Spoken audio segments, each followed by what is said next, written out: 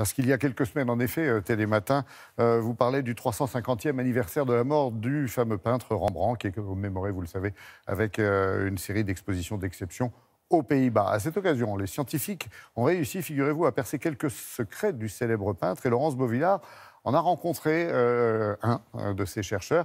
Il est à Grenoble, au synchrotron, et il nous en dit un peu plus.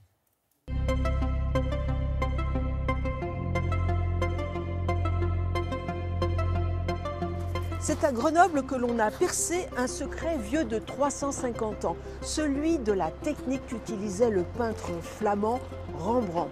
Il réussissait à donner un effet de relief sur ses peintures et jusqu'à présent, on ne savait pas comment. Eh bien, c'est ici, au synchrotron de Grenoble, que l'on a mis la lumière de la science sur ses peintures.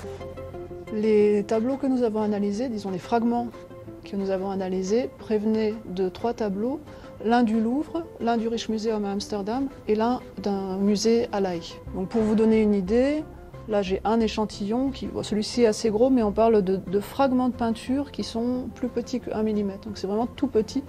Et le but, c'est d'aller déterminer la composition précise, la composition chimique et structurale de ces échantillons pour avoir une idée a posteriori de la façon dont Rembrandt fabriquait sa peinture.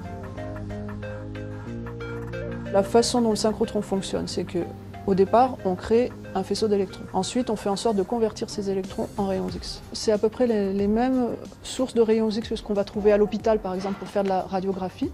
Mais le faisceau qui est produit, le faisceau de lumière qui est produit, est très très intense. On a le moyen de rendre ce faisceau tout petit. Par exemple, si vous considérez un cheveu, le diamètre d'un cheveu, eh bien, le faisceau va être plus petit qu'un centième du diamètre d'un cheveu. Les analyses que nous avons faites ont été faites sur 2 types d'échantillons. Des échantillons prélevés dans des couches de peinture normales et des échantillons prélevés dans des couches d'empattement pour créer un effet qu'on pourrait dire 3D. Et l'idée était de voir s'il y avait une toute petite différence chimique entre ces 2 couches. Et effectivement, disons, on va dire la composition majeure est la même, mais il y a une petite différence qui est systématique dans les couches d'empattement, c'est la présence d'une phase, enfin d'un composé à base de plomb qu'on appelle la plombonacrite et qu'on ne trouve que dans les empattements et systématiquement dans les empattements. On pense que globalement les ingrédients que Rembrandt utilisait étaient les mêmes que les autres peintres, mais qu'il allait les utiliser d'une manière particulière et notamment qu'il traitait son huile avec de la litharge, qui est un oxyde de plomb et qui a cette capacité de modifier, de rendre l'huile plus épaisse et de l'aider à sécher. Ça a un intérêt à la fois historique, c'est-à-dire sur la connaissance des techniques picturales. Ça a aussi un intérêt d'un point de vue de conservation, parce qu'en fonction des ingrédients qui vont être présents dans la peinture, on va mettre en place des procédés de conservation, de restauration plus adaptés. L'avantage de nos méthodes, c'est qu'elles sont vraiment quelque part polyvalentes et qu'elles peuvent analyser quasiment tout type de matériaux.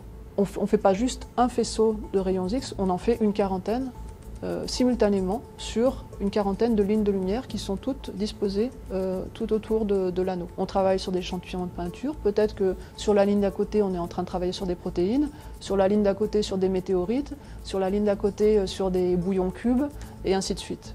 Ce synchrotron est donc un énorme microscope qui permet d'analyser la matière, aussi bien dans le domaine de l'art, de la santé, de l'environnement ou de l'industrie.